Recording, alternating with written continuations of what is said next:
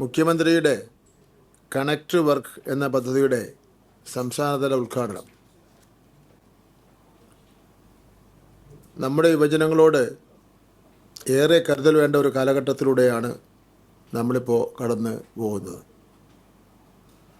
പഠനം പൂർത്തിയാക്കി തൊഴിലിലേക്ക് കടക്കുന്നതിനിടയിലുള്ള കാലയളവിൽ ഉദ്യോഗാർത്ഥികൾ അനുഭവിക്കുന്ന സാമ്പത്തികവും മാനസികവുമായ സമ്മർദ്ദം കുറയ്ക്കുക എന്നത് സർക്കാരിൻ്റെ പ്രധാനപ്പെട്ട ലക്ഷ്യങ്ങളിൽ ഒന്നാണ്. ഈ ലക്ഷ്യം മുൻനിർത്തി സംസ്ഥാന സർക്കാർ ആവിഷ്കരിച്ച അഭിമാന പദ്ധതിയായ മുഖ്യമന്ത്രിയുടെ കണക്ട് വർക്ക് പദ്ധതിയുടെ സംസ്ഥാനതല ഉദ്ഘാടനം നാളെ നടക്കുകയാണ്.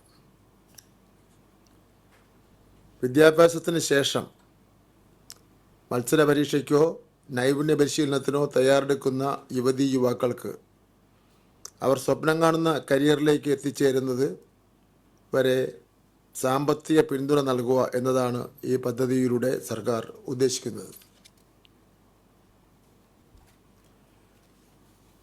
അർഹരായ ഉദ്യോഗാർത്ഥികൾക്ക് പ്രതിമാസം 1000 രൂപ വീതം ഒരു വർഷത്തേക്ക് ഈ പദ്ധതി വഴി ധനസഹായം ലഭിക്കും.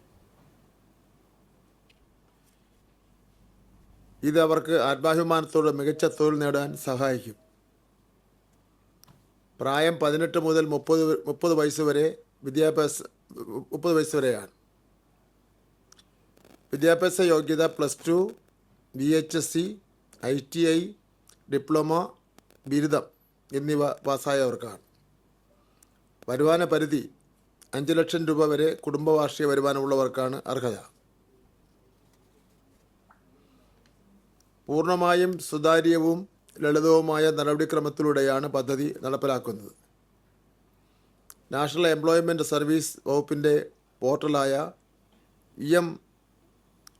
employment.kerala.gov.in വഴി ഓൺലൈനായി ഉദ്യോഗാർത്ഥികൾക്ക് അപേക്ഷിക്കാം. നാഷണൽ എംപ്ലോയ്മെൻറ്റ് സർവീസ് വകുപ്പിൻ്റെ പോർട്ടലായ employment.kerala.gov.in വഴി ഓൺലൈനായി ഉദ്യോഗാർത്ഥികൾക്ക് അപേക്ഷിക്കാം. യുവജനങ്ങളിൽ നിന്ന് വളരെ വലിയ സ്വീകാര്യതയാണ് പദ്ധതിക്ക് ലഭിച്ചുകൊണ്ടിരിക്കുന്നത്. ഇതിനോടകം സംസ്ഥാനത്തുടനീളം 36,500 അപേക്ഷകൾ ലഭിച്ചു കഴിഞ്ഞു. ഇതിൽ സൂക്ഷ്മ പരിശോധന പൂർത്തിയാക്കി അർഹരായ 10,000 പേരുടെ ആദ്യഘട്ട ലിസ്റ്റ് സർക്കാർ കൈമാറിക്കഴിഞ്ഞു. ഇവരുടെ ബാങ്ക് അക്കൗണ്ടുകളിലെത്തിക്ക് തുക നേരിട്ടെത്തും. പദ്ധതിയുടെ സംസ്ഥാനതല ഉദ്ഘാടനം നാളെ വൈകുന്നേരം 4 മണിക്ക് തിരുവനന്തപുരം നിശാഗന്ധി ഓഡിറ്റോറിയത്തിൽ വെച്ച് ബഹുമാനപ്പെട്ട കേരള മുഖ്യമന്ത്രി ശ്രീ പിണറായി വിജയൻ നിർവഹിക്കും. വിവിധ വകുപ്പ് മന്ത്രിമാർ, ജനപ്രതിനിധികൾ, ഉദ്യോഗസ്ഥർ എന്നിവർ ചടങ്ങിൽ പങ്കെടുക്കും.